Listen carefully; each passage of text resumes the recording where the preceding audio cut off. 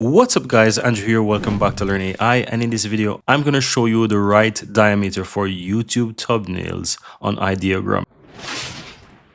So if you have a prompt that you want to use to create a YouTube thumbnail, take for example, I have a prompt right here and I can copy this prompt and put it into Ideogram. But once you put that prompt into Ideogram and you want to ensure that you get the correct dimension for your YouTube thumbnails. So once it's generated, you can actually use it.